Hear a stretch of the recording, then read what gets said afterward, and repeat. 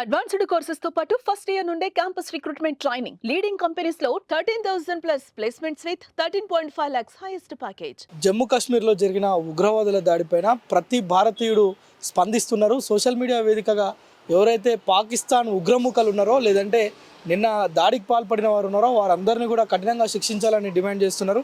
మనతో కొంతమంది ప్రజలు ఉన్నారు. ఒకసారి నిజానికి ఇండియాలో ఎక్కడ జరిగినా స్పందించేవారు ఎక్కడైనా కొందరు ఉంటారు. సో కొంతమంది ఉన్నారు, మాట్లాడే ప్రయత్నం చేద్దాం. భయ్య చెప్పండి, నిన్న జరిగిన ఘటనను ఎట్లా చూస్తారు ఒక భారతీయుడిగా? ఒక భారతీయుడిగా ఫస్ట్ మనము చూడాల్సింది ఏంటంటే ప్రతి ఒక్కరు మత సామరస్యంగా అందరం ఉంటాం. నేను భారతదేశంలో అన్ని ప్రదేశాలకు వెళ్ళాను, కాశ్మీర్కి వెళ్ళినాను, కేరళ వెళ్ళాను. సో లాస్ట్ టైం అమర్నాథ్ యాత్రకి వెళ్ళినప్పుడు ఒకటే అనిపించింది, దేశంలో ఉన్న బడ్జెట్ మొత్తం అమర్నాథ్ కాశ్మీర్ కేంద్రంగా పెడుతున్నామా అనిపించింది. అంటే అక్కడనే మనకు తెలుస్తుంది గవర్నమెంట్ ఎంత కష్టపడుతుంది. మన 12,000 కోట్లు మనకి కాశ్మీర్ రాష్ట్రంలో పెడుతుంది. ఎందుకంటే ప్రతి ఒక్క భారతీయుడు సురక్షంగా ఉండాలని చెప్పే ఉద్దేశంతో రాష్ట్ర ప్రభుత్వం కానీ కేంద్ర ప్రభుత్వం కానీ అక్కడ ఆయా రాష్ట్ర ప్రభుత్వాలు కేంద్ర ప్రభుత్వాలు మొత్తం కలిపి ఏటా 12,000 కోట్లు దాని మీద డిఫెన్స్ మీద మళ్ళీ సిఐఎస్ఎఫ్ సిఆర్పిఎఫ్ మొత్తం అందరు కలిసి అక్కడ పెడుతున్నారు. ఎందుకంటే ఓన్లీ బికాస్ ఆఫ్ ఇండియన్ బాగుండాలి, ప్రతి ఒక్కరు భారతదేశంలో సురక్షితంగా ఉండాలనే ఉద్దేశంతో. కానీ నిన్న చూసినప్పటికైతే ఎవరైతే ఒక వర్గం చెందిన వాళ్ళు, ముస్లిమ్స్ అని చెప్పలేము కానీ ఒక వర్గానికి చెందిన వాళ్ళు పాకిస్తాన్ నుంచి వచ్చినారా లేకపోతే నిన్న మీడియా రిపోర్ట్ చూసిన ప్రకారం అయితే ఇద్దరు ఎవరైతే కాశ్మీర్ నుంచి భారతదేశం నుంచి బయటికి వెళ్ళిపోయినారో, కాశ్మీర్ నుంచి బయటికి వెళ్ళిపోయి పాకిస్తాన్లో పిఓకే ప్రాంతంలో ట్రైనింగ్ తీసుకొని మళ్ళీ భారతదేశం పైన అటాక్ చేసిన ఉన్నది. ఇది ఎలా ఉందంటే తల్లి పాలు తాగి తల్లి రొమ్మినను గుద్దినట్టు ఉన్నది. దీనికి ఎట్లా అంటే ఈట్ కా జవాబ్ పత్తర్ సే దేనా పడేగా. భారతదేశం కూడా ముందట్లాగా లేదు. ఇప్పుడు ఒక్కటి అంటే మనం ఎయిర్ స్ట్రైక్ చూసినాము, పుల్వామా అటాక్ చూసిన వెంటనే మనము ఎయిర్ స్ట్రైక్ చూసి లోపలికి వెళ్ళి కొట్టినాము. మన గవర్నమెంట్లో ఏమాత్రం తక్కువ తినలేదు. లోపలికి వెళ్ళి అణుగా వెతికి మరీ కొడతాం. దానికి ప్రతి ఒక్క ఇప్పుడు irrespective of parties, irrespective of caste, creed, religion దీని మీద ఉండాలి. ఎందుకంటే ఇది భారతదేశానికి సంబంధించింది. దీనిలో పొలిటిసైజ్ చేయని అవసరం లేదు. ప్రతి ఒక్కరు, అది కాంగ్రెస్ అయినా, టీఆర్ఎస్ అయినా, బీజేపీ అయినా, బీఆర్ఎస్ అయినా, ప్రతి ఒక్కరు భారతదేశంకి ఆపద వచ్చినప్పుడు ప్రతి ఒక్కరు భారతదేశం కోసం యునైట్ కావాల్సిన టైం ఇది. సో ఈ అందరు యునైట్ అయ్యి మనకి ఎవరైతే దేశానికి వ్యతిరేకంగా చేస్తున్నారో వాళ్ళందరికీ ఈట్ కా జవాబ్ పత్తర్ సే దేనా పడేగా.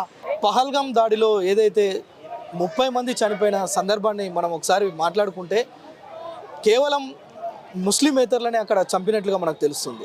అంటే ఐడి కార్డులు చూడడం కావచ్చు, బట్టలు విప్పి చెక్ చేయడం కావచ్చు, ఇవన్నీ దేనికి నిదర్శనం అనేది మనతో పాటు అంటే ఒక ఇండియన్స్గా ముస్లిమ్స్ కూడా దీన్ని ఖండిస్తున్న పరిస్థితి ఉంది.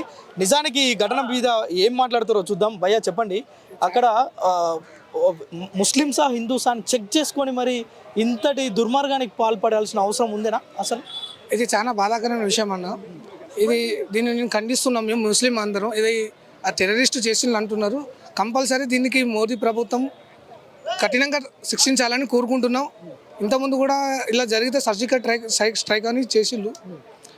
దానికన్నా దారుణంగా ఇప్పుడు మన ఈ టెర్రరిస్ట్ మీద చేయాలని మేము కోరుకుంటున్నాం అన్న. ఇప్పుడు మన విశేషం ముస్లిం, హిందూ, క్రిస్టియన్స్ అని కాదు, ఇండియా పరిస్థితి.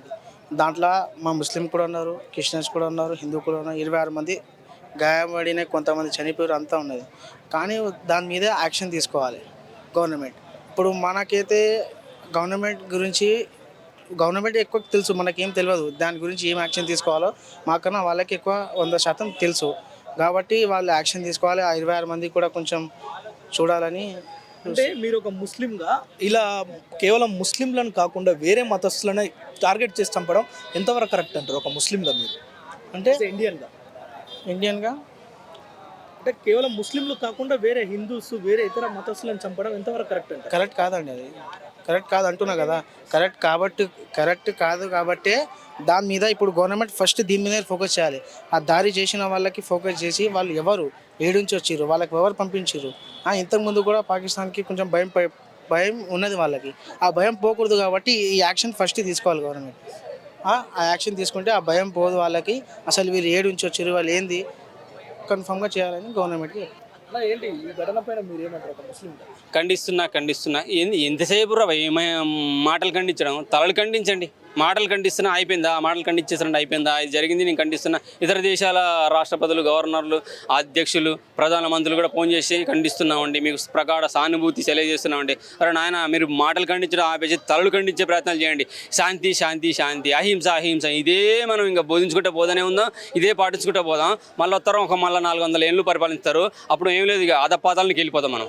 మన ఆర్థిక వ్యవస్థను కుంటుపడేలా చేయడానికి, మన టూరిజాన్ని దెబ్బ కొట్టడానికి, టూరిస్టులకు భయం పుట్టించడానికి, ఆటోమేటిక్గా భయం పుట్టిందంటే మన టూరిస్టులు పోరు, ఆర్థికంగా ఎదగము.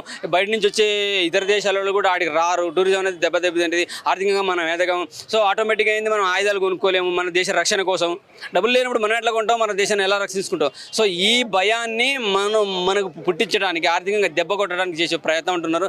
సేమ్ టైం డ్రెస్సులు ఇప్పి మరీ చెక్ చేసి చంపారంట. అంటే ఇక్కడ హిందూ కుల మతాలకు కూడా చూసి మరీ చంపేస్తున్నారు. సో ఇది మాత్రం చాలా దారుణమైన విషయం.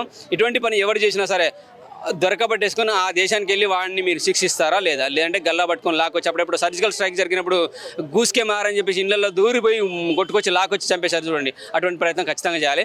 ముఖ్యంగా మన వాళ్ళు ముందు జాగ్రత్తలు పాటించాలి. మన ఇంటెలిజెన్స్ కావచ్చు, మన ఆర్మీ కావచ్చు, ఇటువంటి ప్రాంతాలకు వెళ్ళటానికి రావడానికి ఇబ్బందికరంగా ఉంటుందంట.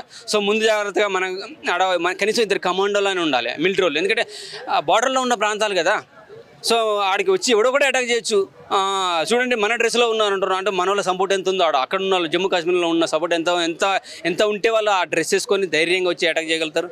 సో ఇది మాత్రం చాలా దారుణం. మనోడు ఎవడైతే ముందు మనోడు పట్టుకోండి, సపోర్ట్ చూసినాడు ఎవడో, వాళ్ళైతే వాళ్ళ పేర్లు పెట్టుకొచ్చినాయి. వీళ్ళే సపోర్ట్ చూసినాడో, వాడు ఎన్ని రోజులు ఎవరింట్లో ఉన్నాడో వీళ్ళని దొరకబట్టేసుకొని ముందు వీళ్ళని ఉరికంబం ఎక్కిచ్చేస్తే, అరే వాళ్ళ దేశాలలో వాళ్ళనే చంపుతున్నారు అంటే మన దేశం మీద ఏ విధమైన దారుణమైన అటాక్ చేస్తారు. ఒక్కసారి ఒక బాంబు విసిరైతే మనం ఉన్నదే 40 కోట్లు, వాళ్ళు ఉన్నది 140 కోట్లు. వాడు ఒక బాంబు విసిరేస్తే మన 40 కోట్ల మంది ఎక్కడికి పోతారనే భయం కలగాలి వాళ్ళకి. ఏంటి ఇప్పుడు జమ్మూ కాశ్మీర్లో జరిగిన సంఘటన? సో నిజంగా చూసుకుంటే జమ్మూ కాశ్మీర్లో జరిగినటువంటి ఏదైతే ఉగ్రవాదుల దాడి ఉందో, అమాయకుల్ని బలి తీసుకోవడం అనేది అయితే కరెక్ట్ కాదు. మీ దగ్గర నిజంగానే అంత దమ్ముంటే యుద్ధం ప్రకటించండి. కానీ ఇలాంటి అమాయకమైన ప్రజలు, కొత్తగా పెళ్ళైన వాళ్ళు హనీమూన్ కానీ టూరిస్ట్ మన జమ్మూ కాశ్మీర్కి వెళ్తే పెళ్ళై 6 రోజులు కూడా కాలే వాళ్ళ భర్తను చంపేశారు. ఇలాంటి అమాయకమైన ప్రజల్ని చంపేస్తే మీకేమొస్తుంది? మీకు ఏదైనా ఉంటే ప్రభుత్వం పైన మీరు ఏదైనా చర్యలు తీసుకోవాలి, కానీ అమాయకమైన ప్రజలపైన ఈ రకంగా చేయడం అనేది అయితే కరెక్ట్ కాదు. అంటే ఎట్లా శిక్షించాలంటారు వాళ్ళని? సో వాళ్ళని శిక్షించేది ఏం లేదు. సో వాళ్ళు ఎంతమందిని అయితే బలి కొన్నాడో, వాళ్ళు ఎవరైతే దాడి చేశారో వాళ్ళని ఎన్కౌంటర్ చేసి లేపేయాలి. ఇంకా శిక్షించడం, వాళ్ళని జైల్లో పెట్టి మేపడం, మళ్ళీ 10 సంవత్సరాల తర్వాత వాళ్ళకు ఉరి శిక్ష చేయడం, అలాంటివి అయితే చేయడము ఇదైతే కరెక్ట్ కాదు. సో అలా చేస్తున్న కొద్దీ ఈ దాడులన్నీ పెరుగుతూనే ఉన్నాయి. మనం గతంలో కూడా చూసుకోవచ్చు, ఏదైతే లుంబిని పార్క్లో కానివ్వండి, గోకుల్ చాట్లో కానివ్వండి, వాళ్ళని ఉగ్రవాదులను పట్టుకొని జైల్లో పెట్టి వాళ్ళకి మేపేందుకే కొన్ని కోట్ల రూపాయలు మనం పెట్టడం జరిగింది. సో అలాంటి చేయడం వల్ల వాళ్ళకి ఏంటంటే, మనం ఏం చేసినా మాకు ఒక 10 సంవత్సరాల తర్వాత, ఒక 20 సంవత్సరాల తర్వాత ఉరి శిక్ష పడుతుంది అని తెగించి వారు వస్తున్నారు. కానీ వాళ్ళని పట్టుకున్న వెంటనే వాళ్ళని ఎన్కౌంటర్ చేసేస్తే అప్పుడు ఇలాంటి దాడులు అనేవి జరగకుండా ఉంటాయి. నిన్న కాశ్మీర్లో ఏదైతే ఒక అటాక్ జరిగిందో, ఐ ఫీల్ అదంతా ఒక రాంగ్. ఇండియాలో ఉండి ఇండియన్స్నే ఇలా దెబ్బతీయడం అనేది నాట్ కరెక్ట్. సో నా ఫీలింగ్ ఏంటంటే, ఎవరైతే వాళ్ళని ఇట్లా చేసిండ్రో వాళ్ళని కూడా కరెక్ట్ గవర్నమెంట్ ఒక పనిష్ చేయాలని అనుకుంటున్నాను. అది ఏ గవర్నమెంట్ అయినా కానీ గవర్నమెంట్ మాత్రం వాళ్ళ వెనుక అగేన్స్ట్ ఒక యాక్షన్ తీసుకోవాలని నేను అనుకుంటున్నాను. సుమన్ టీవీలో మీ పర్సనల్ అండ్ బిజినెస్ ప్రమోషన్స్ కోసం కింది నెంబర్కి కాంటాక్ట్ చేయండి.